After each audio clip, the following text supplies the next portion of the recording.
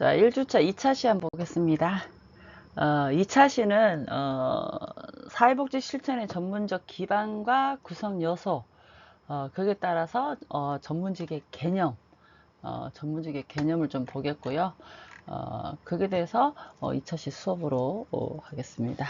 이 전문직이라면 프로페션, 이 전문직이라고 그러는데 이 체계화된 어떤 지식 기반, 이 지식 기반과 기술, 또 전문적 건의, 그리고 전문직으로서의 어떤 사회적인 승인, 그리고 고유한 윤리 강령이 있죠. 협회에 있는. 그리고 공유된 어떤 전문적 가치와 규범, 이런 걸 다 갖춘 직종을 우리가 일반적으로 전문직, 프로페션이라고 합니다. 그래서 이 전문직의 개념, 이것을 보면은 체계화된 지식 기반과 기술, 또 전문적 건의, 또 전문직으로서의 사회적인 승인. 우리가 전문직은 이제 흔히 말하는 기술 부분이라든지 아니면 사자 직업이라든지 그 외에 또 자기 분야에 일하는 것도 전문직이죠. 그래서 협회의 어떤 윤리강령, 그러니까 약사면 약사협회, 의사면 의사협회, 변호사협회, 그 협회, 아니면 사회복지사면 사회복지사협회, 그 고유한 윤리강령이 있죠. 그래서 공유된 전문적 가치와 규범 등을 갖춘 직종이 바로 전문직이다, 프로페션이다 라고 볼 수가 있죠. 그래서 여러분 주변에 의사, 변호사, 회계사 이런 분들은 이제 전문가라고 불리는데 이런 직업들이 이제 많죠. 그래서 이런 직업들이 이제 단순히 어떤 단순한 어떤 그런 직업을 넘어서서 이 전문직으로 인정받는 데에는 여러 가지 특징 등이 있습니다. 그러니까 일반 직업과 구별되는 특징이 있는데 예를 들어서 이 전문직은요, 체계적인 이론과 지식 체계를 가지고 있습니다. 이제 그게 무슨 말이냐 하면은 이 전문직은 개인의 경험이나 어떤 단순한 기술 이런 데 의존하지 않고요. 오랜 기간 어떤 축적된 과학적, 체계적 또 이론과 지식 체계 이런 거를 기반으로 하죠. 예를 들면 이제 이 의사는 의학이라는 어떤 방대한 지식 체계를 공부하고 또 변호사는 법률이라는 전문 지식을 습득을 하죠. 그리고 여러분이 사회복지사라면 이 사회복지사 역시 인간의 행동, 사회체계, 정책 이런 다양한 분야의 어떤 지식을 바탕으로 클라이언트에게 이제 개입을 하게 되죠. 이런 것처럼 어떤 체계적인 이론과 지식 체계 이것을 오랜 시간, 오랜 기간 이제 축적한 그 지식 체계를 기반으로 하는 업무를 우리가 전문직으로 보고 있습니다. 그리고 또 전문직은요, 공식적인 훈련과 교육을 받죠. 그것은 전문가가 되기 위해서 대학이나 대학원 이런 정규 교육, 이 정규 교육 기관에서 정해진 어떤 공식적인 훈련, 교육 과정 이제 이런 거를 거칩니다. 그래서 이 과정을 통해서 이론과 지식을 배우고 또 실습을 통해서 이제 기술을 익히게 됩니다. 그리고 또 전문직, 이것은 공식적인 인정과 자격이 있죠. 그래서 전문직은 단순히 교육을 이수하는 거 그것으로 끝나는 게 아니라 국가나 어떤 공식적인 기관 이런 공식적인 기관이 주관하는 어떤 자격 시험, 이 자격 시험을 통과하고요, 자격증을 부여받아야 전문가로서 활동할 수가 있습니다. 그래서 전문가의 어떤 역량을 공적으로 보증하는 역할을 하는 것이 이런 공식적 인정과 자격이라 볼 수가 있겠죠. 사회복지사 자격증 1, 2급도 역시 전문 자격증이라고 볼 수가 있습니다. 그리고 또 전문가는 이 전문가 윤리 강령과 윤리적 실천이 있습니다. 그래서 전문가에게는 어떤 일반 직업인에게 요구되는 것 이상, 그 이상의 어떤 윤리적 책임이 따릅니다. 그래서 클라이언트는 전문가의 조언을 신뢰하고 따르기 때문에 전문가는 자신의 지식과 기술 이것을 올바르게 사용해야 할 의무가 있죠. 그래서 전문가 윤리 강령이 존재하고요. 또 이 윤리 강령은 전문가의 판단과 행동의 지침이 되죠. 그래서 전문가 협회, 그래도 단체가 있습니다. 이 전문가는. 그래서 전문직 종사자들은 서로 교류하고 또 전문성을 강화하고요. 또 권익을 보호하기 위해서 전문가 협회나 단체를 구성합니다. 그래서 이 전문가 협회나 단체를 통해서 전문직으로서의 위상을 유지하고 이제 발전시켜 나가는 것이죠. 그래서 이런 특성들을 볼 때 사회복지사는 전문적 자격증도 공식적으로 따야 되는 것이죠. 2급은 수련이고 1급은 물론 자격이지만, 그리고 사회복지사 협회라는 전문적인 단체가 있지요. 이런 여러 가지 윤리 강령도 있고, 이런 제반 사항으로 볼 때 이 모든 요건을 충족하기 때문에 명실상부한 전문직이라고 할 수가 있습니다.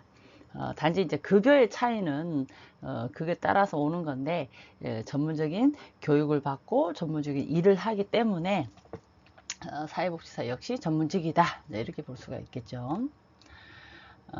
그래서 이 사회복지 실천이 전문직으로서 갖는 기반, 이것은 이제 여러 가지 핵심 구성 요소로 나누어서 이제 얘기할 수가 있는데, 이 사회복지 실천이 전문직으로서 가기 위한 핵심 요소들은 가치와 지식과 또 기술, 이제 이런 게 필요한 것이죠.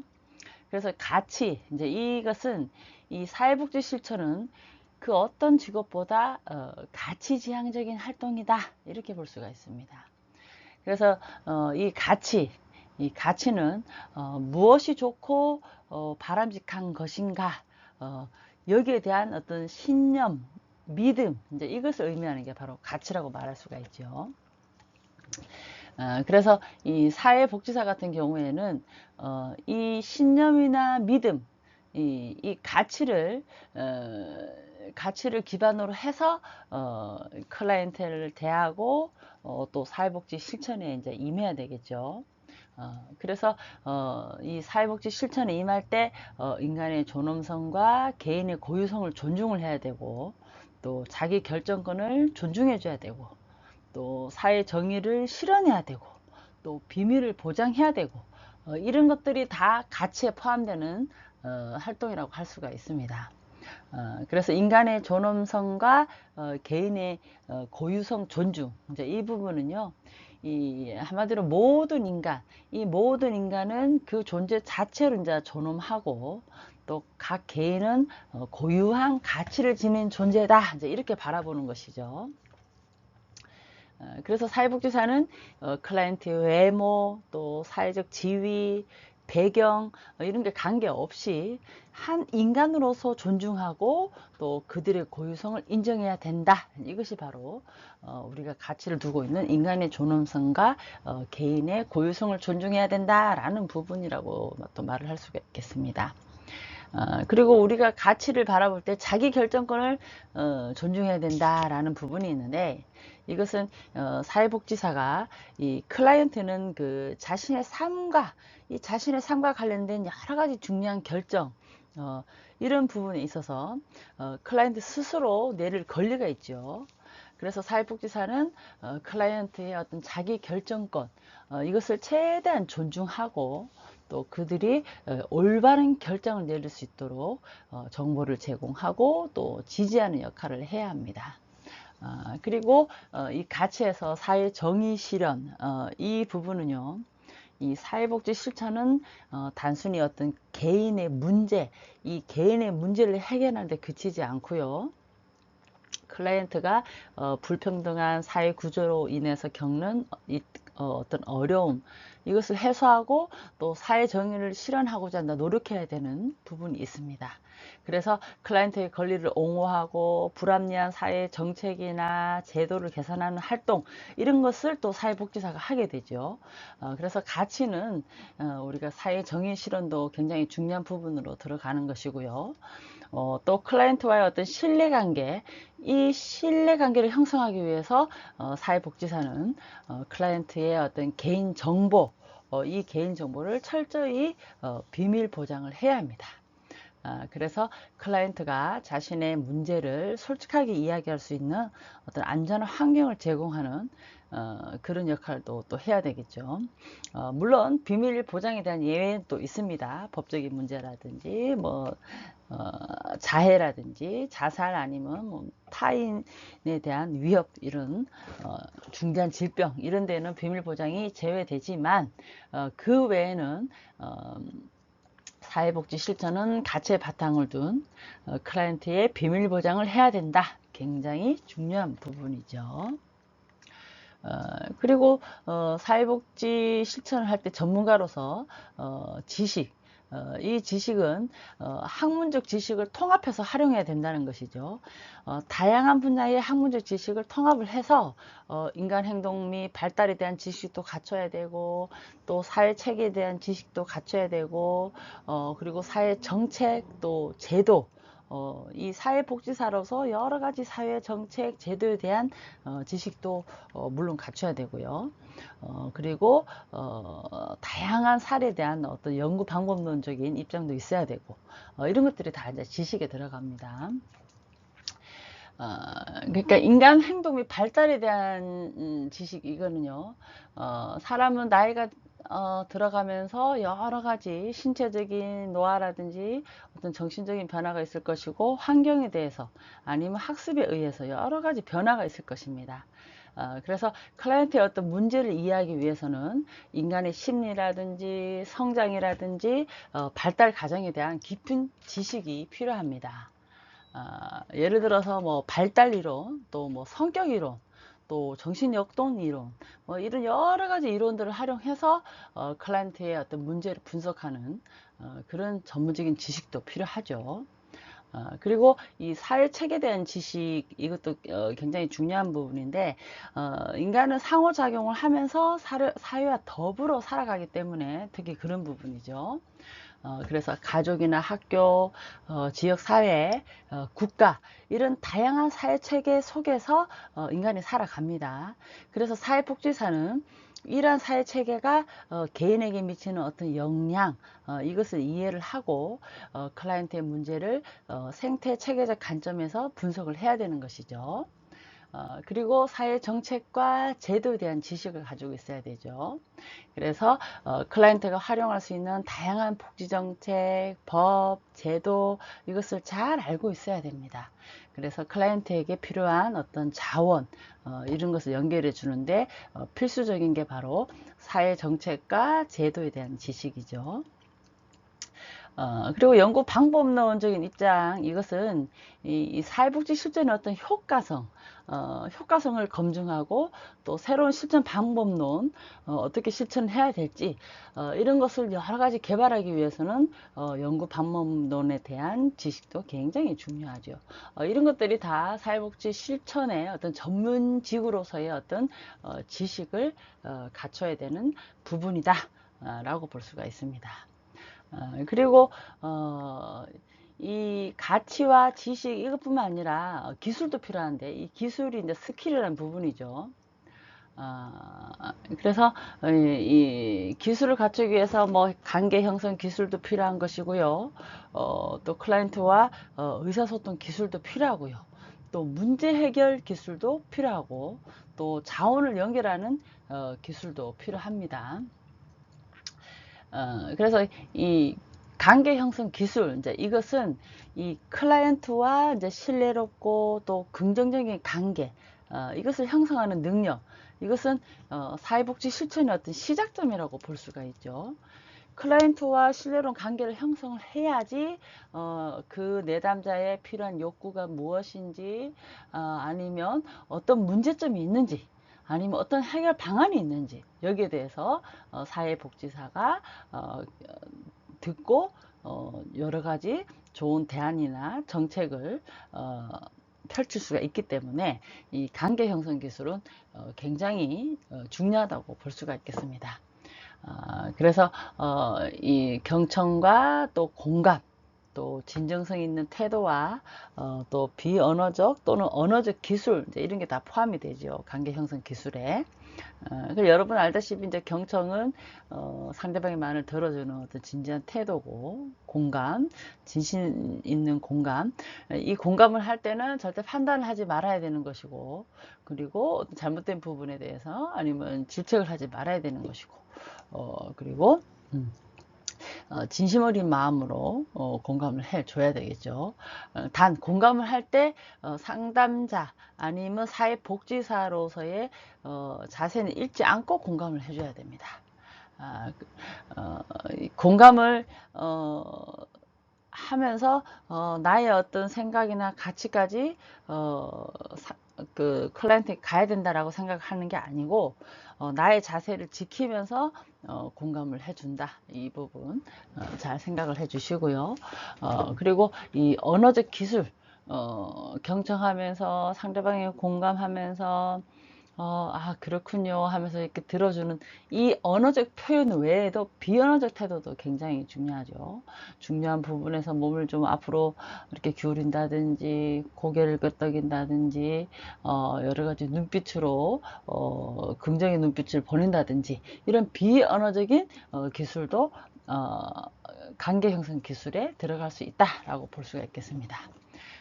그리고 이제 의사소통 기술은 클라이언트의 어떤 이야기를 들으면서 여러 가지 그 사항을 파악하기 위해서 우회적인 질문이라든지 아니면 직설적인 질문이라든지 아니면 개방된 질문이라든지 폐쇄된 질문이라든지 여러 가지 방법을 다양하게 쓰면서 클라이언트의 어떤 생각과 감정 이것을 이제 명확히 이해를 해야 되고요. 그래서 이 의도를 사회복지사의 어떤 의도를 정확하게 전달하는 능력이 필요합니다. 그래서 효과적인 질문도 잘해야 되겠죠. 또 요약하기, 또 명료하기 이런 거를 다 대화 의사소통 기술에 포함을 시켜서 이제 얘기를 해야 되죠. 적절한 질문도 필요한 것이고 때로는 우왕좌왕했을 때 어느 한 부분을 요약해 주면서 짚고 넘어가는 이런 부분도 필요하고요. 그래서 의사소통 기술은 또 내담자의 클라이언트의 욕구를 파악할 때 굉장히 중요한 부분이라고 볼 수가 있겠습니다. 그리고 이제 문제 해결 기술, 이건 역시 기술이죠. 클라이언트의 어떤 문제를 객관적으로 분석하고요. 그리고 이 해결을 위해서 목표 설정하고 개입하고 개입하기 위해서 개입 계획을 이제 수립을 하고 그리고 실행하고 그리고 판단하고 종합 평가를 하고 이런 일련의 과정들이 다 들어갑니다. 그래서 이건 역시 사회복지사로서 어떤 문제 해결 기술이 굉장히 중요하다 이렇게 볼 수가 있겠고요. 그리고 이제 자원을 또 연결합니다. 이 클라이언트의 욕구에 맞춰서 어떤 필요한 물질적 지원이라든지 정신적 지원이라든지 어떤 환경이라든지 이런 자원이 필요하기 때문에 자원 연결 기술도 필요한데 이 클라이언트에게 필요한 어떤 외부 자원을 파악을 하고 이것을 클라이언트와 연결해주는 능력 이건 역시 기술 스킬이라고 볼 수가 있겠죠. 그래서 이 사회복지사는 단순히 마음이 따뜻한 사람이 아니고요. 가치를 바탕으로 해서 지식을 습득하고 또 그 지식을 활용해서 기술을 적용하는 그런 전문가다 이렇게 볼 수가 있겠습니다. 다음 페이지 보겠습니다.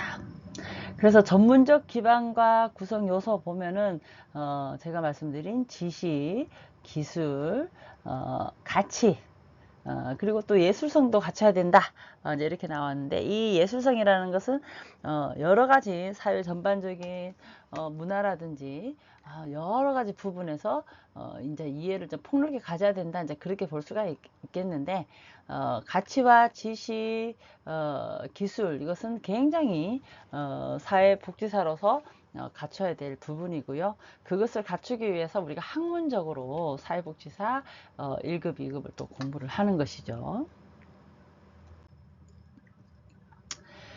사회복지 실천의 전반적 기반과 구성 요소에서 보면은 이 그림이 이제 굉장히 많이 나와 있는데 이것이 이제 개인의 발달에 영향을 미치는 요인들입니다.